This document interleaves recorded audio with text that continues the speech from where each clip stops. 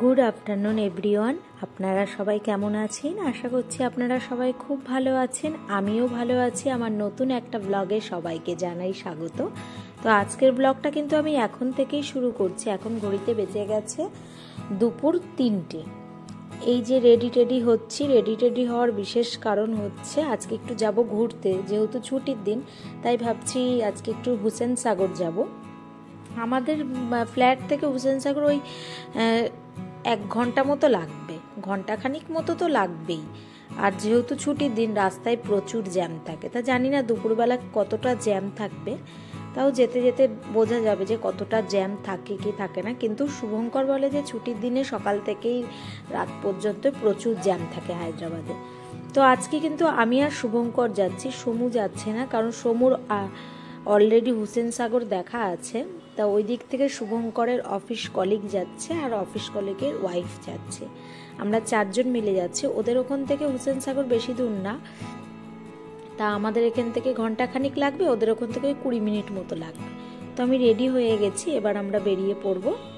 শুভ scooty, প্রথমে ভাবলাম যে আমরা উবেরে যাব, তারপরে ভাবলাম না স্কুটি করেই যাই, তাহলে একটু ভালো হবে, চারিদিকটা একটু ভালো করে ঘুরে ঘুরে দেখাও হবে আর ভিডিও করাও হবে।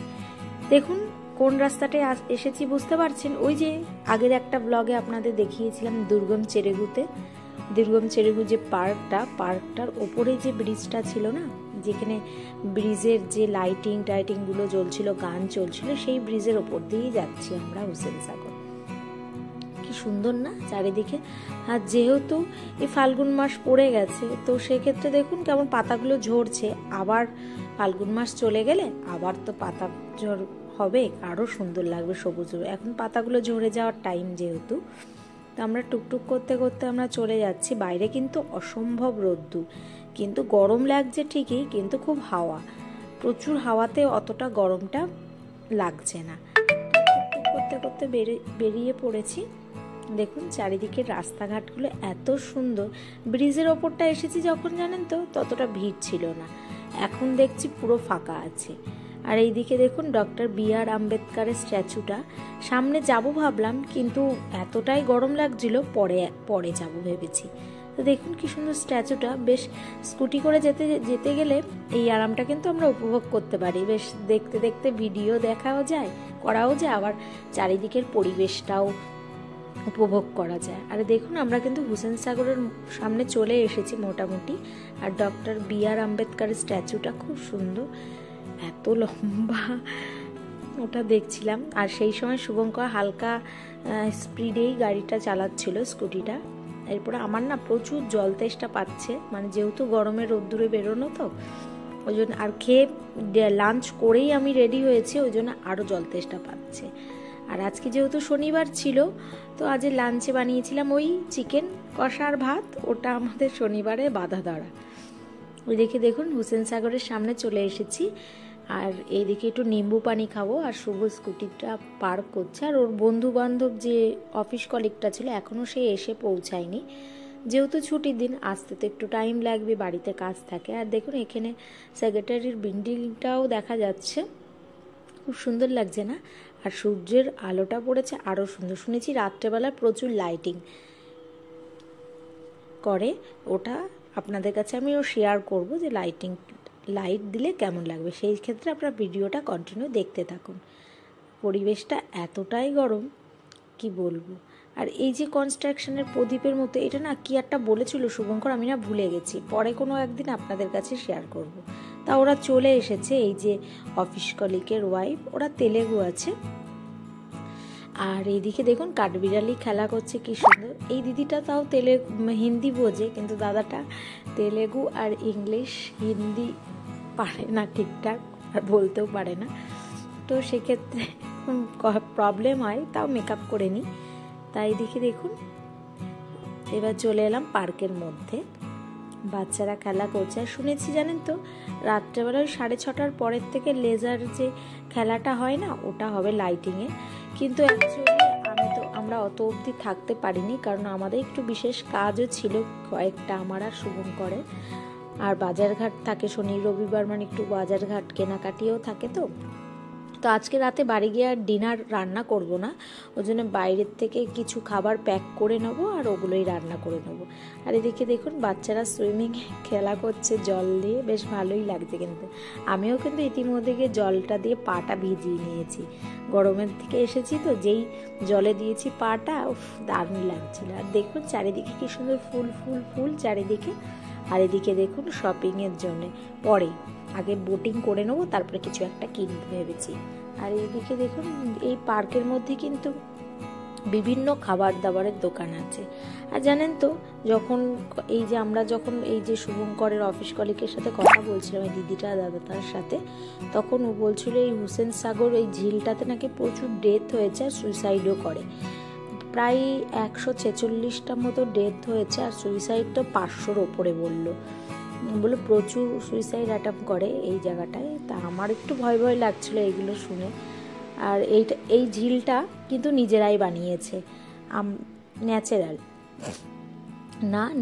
না, এটা নিজেরা তৈরি করেছে এটা। আর ঝিলটা জানেন তো পরিষ্কার ঠিকই, কিন্তু শুভঙ্কর এটা খুব বাজে একটা স্মেল আছে, হালকা হালকা জলে একটু শ্যাওলা শ্যাওলা টাইপের একটা স্মেল থাকে না, ওরকম একটু গন্ধ লাগছিল। আর দেখুন এখান থেকে কি সুন্দর সেক্রেটারি বিল্ডিংটাও দেখা যাচ্ছে, বেশ সুন্দর লাগছে কিন্তু। আর এই বোটে করে উঠার পরেই আমার যেন মনে হলো যে আমরা যেন বেলুড় মঠ যাচ্ছি, দক্ষিণেশ্বর থেকে বেলুড় মঠে যেতে হয়, এই সেরকম লাগছে। আর এইটা কিন্তু উল্টো হচ্ছে, এই বোটে করে আমরা যাচ্ছি বুদ্ধ স্ট্যাচুর সামনে। বোটটা ওখান থেকে বুদ্ধ স্ট্যাচুর ওখানে নিয়ে যাওয়ার পরে বুদ্ধ স্ট্যাচুর বুদ্ধদেবের বিভিন্ন জীবন কাহিনী সব খোদাই করা আছে। মনোরম যেন দৃশ্যটা, আমার তো খুব ভালো লেগেছে। আর জানেন তো এই সাগরের মাঝখানটায় এই বুদ্ধ স্ট্যাচু, আরেকটা আছে দেশাত্মবোধকের, আমাদের ইন্ডিয়ান ফ্ল্যাগ তো থাকবেই, সেটা তো রাখবে। আর দেখুন সূর্যের আলোটা পড়েছে, কি সুন্দর লাগছে না, ভীষণ সুন্দর। চলুন এবার আপনাদের বুদ্ধ স্ট্যাচুর চারিদিকটা একটু ঘুরে দেখায়। আর শুভঙ্কর ক্যামেরা নিয়ে এসেছে, সেক্ষেত্রে এখানে কিন্তু ক্যামেরার এক্সট্রা কোনো ভাড়া নেই, ওই 10 টাকা পার্কে ঢুকতে লাগবে আর 50 টাকা বোটিং করে মাথা পিছু, আপ ডাউনেই 50 টাকা।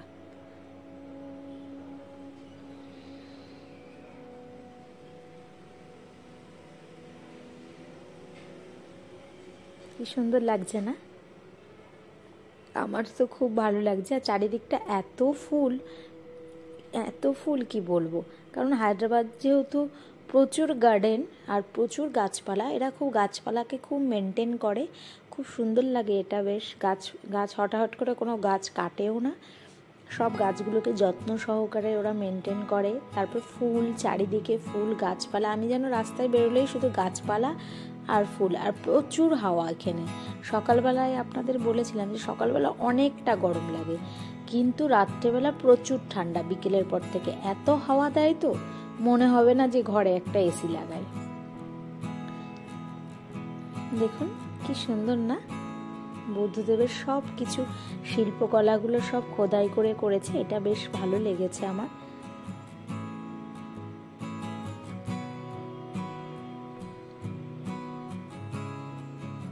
তো এগুলো এত লম্বা, এত সব কিছু, মানে হুসেন সাগরটা আমার খুব ভালো লেগেছে। এটা হুসেন সাগর লেক বা ঝিল বলা যেতে পারে, আমরা বাঙালিরা তো ঝিল বলি বা লেক বলি।